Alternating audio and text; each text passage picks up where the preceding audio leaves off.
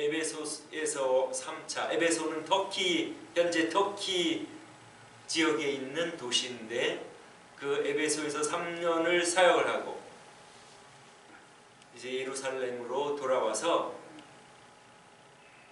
선교 보고도 하고 또 유럽에 그래도 상대적으로 부유한 교회들의 성금한 것을 또한 예루살렘 교회에 드리고 그리고 그들의 축복을 받고 스페인으로 선교하러 가기 위하여 예루살렘에 도착을 했습니다. 그래서 그 선교 보고를 했더니 그 유대 예루살렘 교회에 많은 목회자들이 참 하나님께 영광을 돌리고 그런 후에 바울 사도에게 바울 형제여, 그런데 하나의 문제가 있습니다.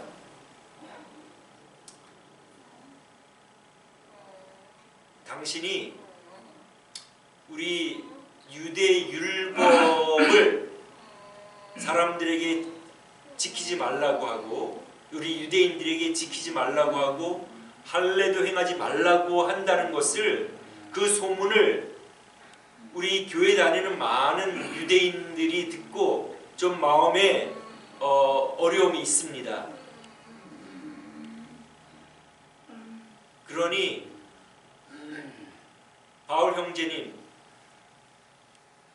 형제님도 우리 율법을 존중하며 율법이 하나님께로부터 온 것이기 때문에 존귀하게 여긴다는 표시로 지금 우리 성도들 중에 나시를 인해 서원을 한 어떤 기간 동안 독주와 포도주를 마시지 않고 머리도 깎지 않기로 하나님께 서원한 사람들이 있으니 이제 이들의 그 서원 기간이 끝나서 하나님께 그 규례에 따라 결례를 드리려고 하니 이들을 후원하고 이들과 함께 가서 그 나시린의 서원의 결례에 좀 동참해 주십시오 했더니 바울 사도가 흔쾌히 겸손하게 그러겠다고 하여 이제 성전에 가서 그들과 함께 이제 7일간의 그 나시린의 소원을 마치는 결례를 거의 마치는 그 즈음에 어떤 일이 벌어졌습니까? 오늘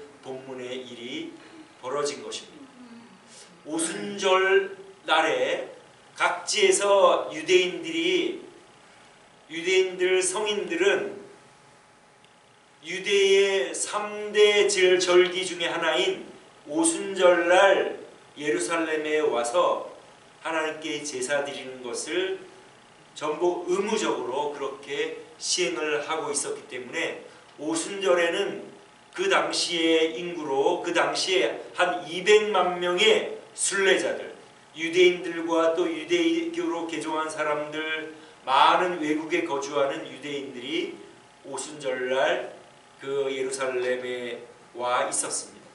그 중에 어떤 사람이 와 있었냐면 바울 사도가 3년간 에베소에서 선교를 했던 그 지역에 어떤 사람이 와 있었는데 그 사람이 바울 사도를 잘 알지 않습니까? 그 사람은 회당에 출석했던 사람이 틀림이 없고, 그런데 이 사람이 자기들이 그 에베소 지역에 살 때에 바울 사도가 어떤 일을 하는 것을 잘 알고 있었지 않겠습니까? 자기들이 이방 사람들을 유대교로 개종시키기 위하여 회당에 초대하여 함께 하나님의 율법을 공부하면서 예배를 드리는 그 일을 하고 있었는데 바울 사도가 그들에게 율법으로는 구원을 받지 못하고 예수님을 믿어야 죄사함 받고 하나님께로 돌아갈 수 있습니다. 여러분들 유대교는 할례를 받으러 가지만 여러분들은 유대인이 아니기 때문에 이방인들은 할례를 받을 필요가 없습니다. 하나님께서 만세 전에 유대인과 이방인들을 교회를 통하여 하나로 통일하시고 교회를 이루고 하나님의 백성을 만드시기를 계획을 하셨기 때문에 유대인들은 할례를 받아야지만은 그러나 그 받는 것을 전통으로 여겼지만 그러나 우리 그리스도인들은 그럴 필요가 없습니다. 그렇게 전하여서 그들을 모두 예수님을 믿게 하니까 이 유대교 회당을 다니는 입장으로서 얼마나 바울 사도가 눈에 가시 같고 회방꾼으로 여겨졌겠습니까? 그런 그 바울 사도를 알고 있던 이 사람, 에베소에서 왔다는 것은 여기 보면 전에 에베소 사람 드로비모가 바울과 함께 성내에 있음을 보고, 즉 자기가 에베소 지역에 살았고 그 에베소 지역에 사는 드로비모라는 사람을 알고 있었는데, 그 사람을 바울 사도가 성전에 데려간 줄로 알고 지금 사람들을 선동을 하는 것입니다. 성전에는 성전 맨 바깥에, 아예 그거는 뭐 성전이라고 치기도 어려운 바깥들을 이방인의 뜰이라고 하여 거기까지만 이방인이 들어갈 수 있고, 그 외에는 바리케이드를 쳐가지고 그 앞에 문에다가는 이방인이 여기 안으로 더 이상 들어오면 죽는다는 문구를 써놨습니다. 그러니까 그 성전 안으로 들어가면 안 되는데, 바울 사도는 지금 나시린 서원을 한 그 사람들과 함께 결례를 하기 위하여 그 다음에 여자들만 들어가는 뜰이 있고, 바리케이드 안으로 들어가면 그 다음엔 그 안으로는 남자들이 들어가는 뜰이 있는데, 거기에서 결례를 하고 있으니까 이 에베소에서 온 사람이 에베소에서 바울이 데려온 그 드로비모도 같이 그 유대인의 뜰에 들어갔다고 생각하고 지금 사람들에게 선동을 한 것입니다.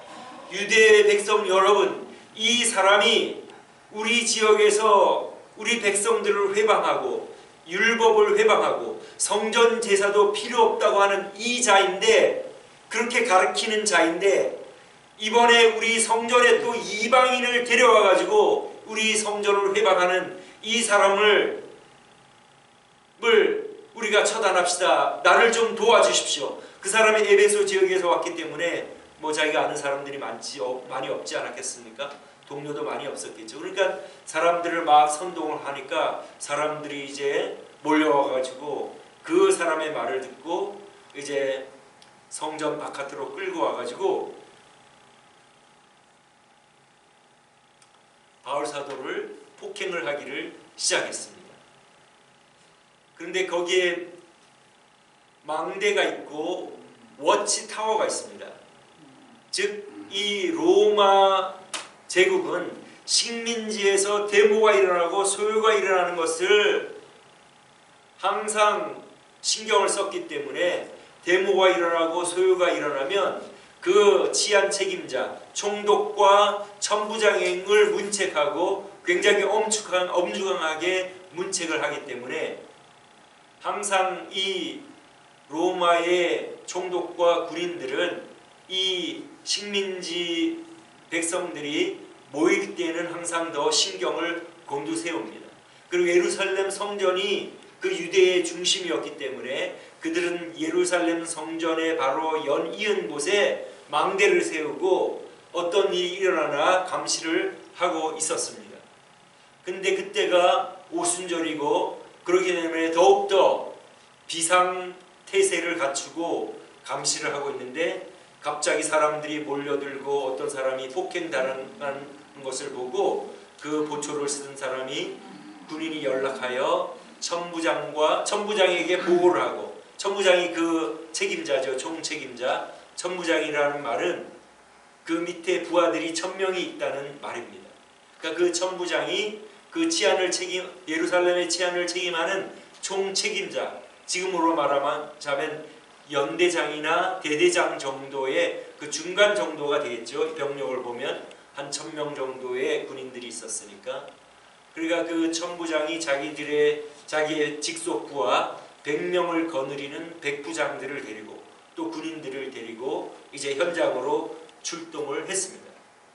출동을 했더니 어떤 한 사람이 폭행을 당하고 있으니까 그 사람이 잘못한 줄 알고 이제 수갑을 채우죠. 수갑을 2개나 채우고, 그리고 폭행을 하는 사람들에게 어떤 일로 이러한 일을 여러분들이 폭행을 합니까? 물었더니 중구난방으로 막 서로 고함을 지르니까 어떤 영문인지 알지를 못해서, 그리고 너무 사람들이 바울을 폭력적으로 대하니까 이 바울 사도를 어떻게 합니까? 군인들이 4사람이 이렇게 들어가지고 옮겨가지 않습니까? 이것이 오늘 본문 내용입니다. 오늘 말씀을 통하여 우리가 배울 수 있는 교훈은 무엇입니까? 하나님께서는 여러분 각자의 생각과 의지를 막으시지 않고 허락하신다는 것입니다. 이 아시아에서 온 사람을 하나님께서 이 바울 사도와 마주치지 못하도록 그 스케줄, 그 시간을 안 맞출 수 있도록 하지 않았겠습니까? 아니면 그 사람이 바울을 보지 못하도록 눈을 가리울 수도 있었을 텐데 하나님께서는 그렇게 하지 않고 이 아시아 사람이 그리고 거짓 증거를 하지 않습니까? 이 바울 사도가 드로비모를 데려간다. 자기가 보지도 못했으면서 성전에 데려가지도 않았는데 데려갔다고 거짓 증거를 하지 않습니까? 그리고 바울 사도가 원래 율법을 안 지키는 사람이 아닙니다. 이 유대인들이 그렇게 화가 났던 이유는 이 오순절날이 어떤 날이냐면 출애굽, 이스라엘 백성들이 애굽에서 해방된 그 애굽을 떠나던 그 날로부터 50일 되는 날인데 이 날에 그 이스라엘이 보리의 첫 추수를 하게 되므로 또한 맥추절이라고 하는데 그러나 이 날이 중요한 것은 이스라엘 백성이 출애굽한 후에 50일째 되는 날에 모세가 시내산에서 율법을 받게 됩니다.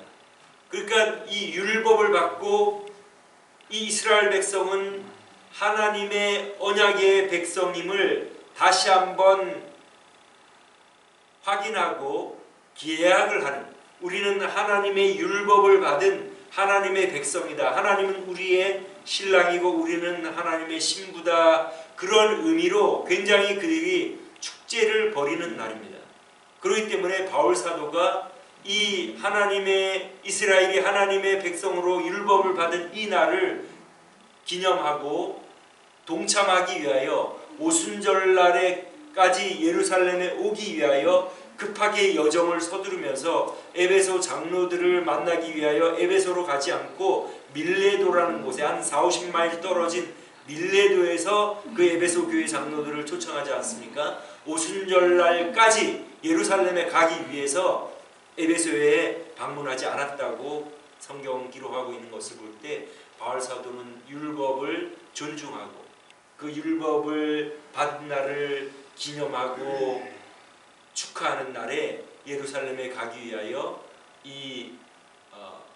급히 서두른 사람이 바로 바울 사도임을 생각할 때, 그리고 그는 갱그레아에서 나시린 서원을 한 후에 갱그레아에서 머리를 깎지 않습니까? 자기도 율법을 지키고 유대인으로서 하나의 그건 문화입니다. 우리가 한국 사람으로 한국 전통을 지키는 것처럼 신앙과 상관없이 그건 하나의 문화로서 자기의 그 어떤 정체성으로서 유대인으로서 자기는 그 율법을 예수님을 믿지만은 그건 하나의 자기의 생활의 그 일부로서 율법을 잘 지킨 사람인데 이 유대인들은 오해를 하고 바울 사도가 율법을 폐하고 지키지 말라고 했다고. 다만 이방인들에게 지키지 말라고 했는데 유대인들에게 지키지 말라고 한다고 하면서 거짓 증언을 하지 않습니까? 이러한 그 거짓말들을 하나님께서는 막으실 수도 있지만은 한 개인이 어떤 결심을 하고 행해 나가면 하나님께서는 그것을 허락하신다는 것입니다. 무엇을 말합니까? 우리 각자에게도 마찬가지죠.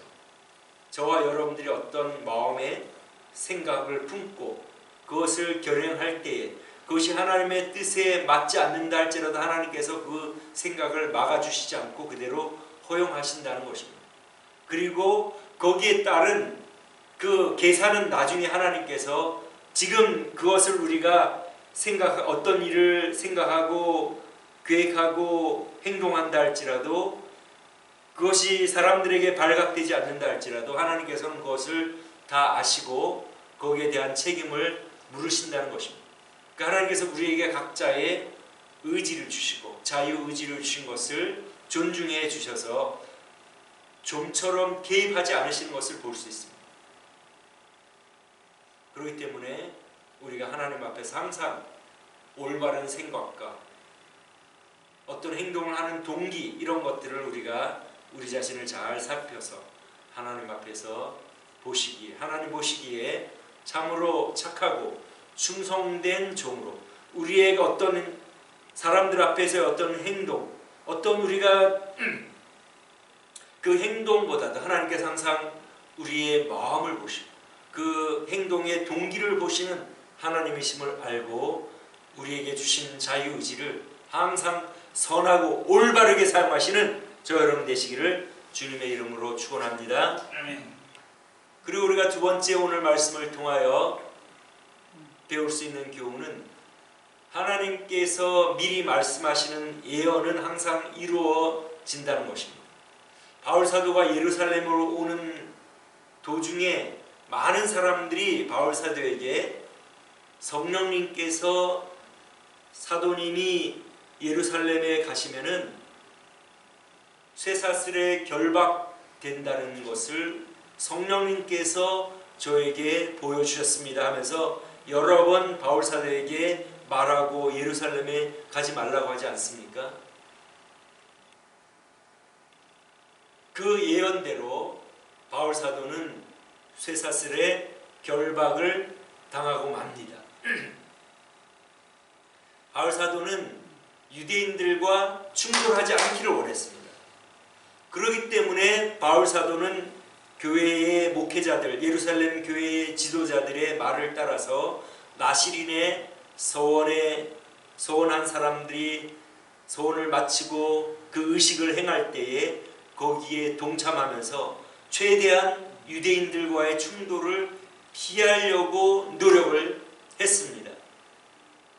그런데 예루살렘에 있던 유대인이 문제가 아니라 외국에 있던 유대인에 의해서 지금 바울 사도가 체포당하게 되죠. 그러니까 바울 사도는 최선을 다하여 자기가 이제 결박당할 것도 알고 하니까 그런 것을 좀 피하기 위하여 최선의 노력을 다했지만 결국은 하나님께서 미리 보여주신 대로 예언한 대로 그 예루살렘에 있던 유대인들이 아니라 외국에 살던 그 에베소 자기가 선교하던 에베소 지역에 살던 그 한 사람 유대인에 의해서 결과적으로는 수갑에 쇠사슬에 묶이는 그러한 결과를 받게 됩니다. 그러니까 하나님께서는 예언하신 것을 반드시 이루심을 볼 수가 있습니다. 우리에게 남아있는 가장 중요한 예언은 무엇입니까? 예수님이 초림의 예수님. 어제 우리가 성탄절로 지켰는데 초림의 예수님은 죽을 우리, 멸망의 길로 달려가는 우리를 위하여 우리 대신 죽기 위하여 오신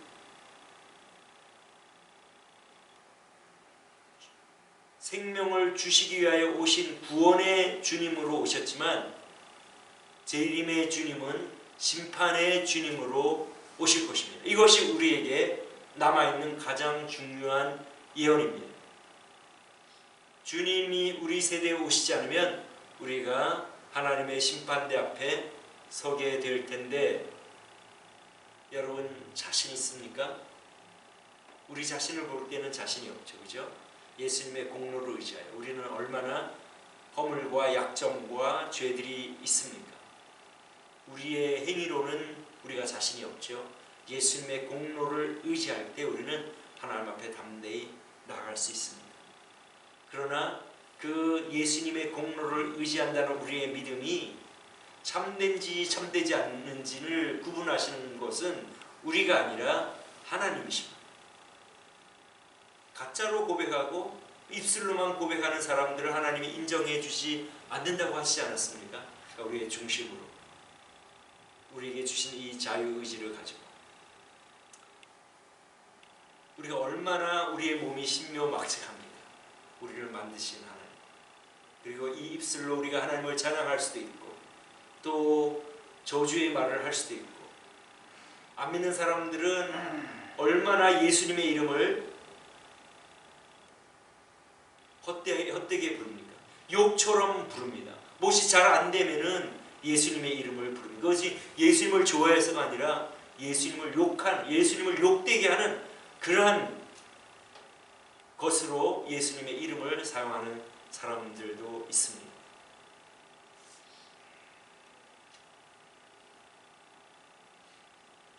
우리가 하나님을 믿는 이유는 하나님이 우리의 생명의 주인이심을 알고, 우리가 하나님을 떠나 우리 마음대로 살면 멸망인 줄 알고 하나님께로 돌아와 예수님을 통하여 하나님께 돌아와 순종하며 사는 이것이 나의 본분이고 하나님이 나를 만드신 이유이고 목적임을 우리가 깨닫고 그렇게 살아가는 것 아닙니까? 그러니까 오늘도 또 남은 여생도 항상 하나님이 보시기에 내가 어떨까? 나는 하나님의 말씀을 순종하며 살도록 지음을 받았고 그것이 내 본분임을 알고, 하나님의 말씀은 요약하면 하나님을 사랑하고 다른 사람을 사랑하는 것인데, 보이지 않는 하나님을 우리가 어떻게 사랑한다고 해도 보이지 않는 하나님에 대해서는 우리가 그 사랑한다는 것이 제한되어 있지 않습니까? 하나님과의 나와야만은 알 수가 있는 것이고, 그러나 그것을 증명할 수 있는 것은 다른 사람, 나에게 살아가면서 나에게 허락하신 사람들, 내가 관계를 맺은 사람들, 내가 아는 사람들, 이런 사람들을 내가 사랑하고 또 앞으로 만날 사람들을 사랑하고 섬기고 도와주고 용납하고, 이런 것들이 우리가 하나님의 말씀을 순종하는 그러한 표시가 아닙니까? 그렇게 살아가는 사람, 우리가 그렇게 살아가면 하나님께서 예수님의 공로를 의지한다는 우리의 그 고백을 참되다고 여겨주실 것이고, 그러지 않고 예수님을 믿는다고 하고 주일날 예배에 나오지만 실제 생활에서는 자기가 원하는 대로, 자기가 주인 돼가지고 자기가 원하는 대로 살아가면 절대 주님께서 인정해 주시지 않을 것입니다. 그래서 우리 예언은 제일 마지막 남아있는 예언은 주님이 재림하시는 것인데, 세상 돌아가는 것을 보면 어쩌면 우리 세대에 예수님이 오실 수도 있겠다는 그러한 생각을 하게 됩니다. 우리 세대에 오시면 우리가 언제든지 주님을 만날 수 있도록 잘 준비하여 주님을 만나고, 또 하나님이 우리를 부르시면 우리가 하나님의 말씀을, 우리가 부족하지만 그래도 그것이 우리의 본분인 줄 알고 그렇게 살아왔고, 그리고 저 또한 부족한 점들, 그럼에도 불구하고 순간순간 불순종한 점들, 주님의 공로에 의지합니다. 주님께서 그런 마음을 보시고 우리를 받아주지 않겠습니까? 우리 여기 모인 우리 모두는 한 사람도 빠짐없이 주님 앞에 나아갈 때에 착하고 충성된, 참으로 나의 자녀다라는 일컬음을 받는 복된 주의 백성들 되시기를 주님의 이름으로 축원합니다. 기도하겠습니다.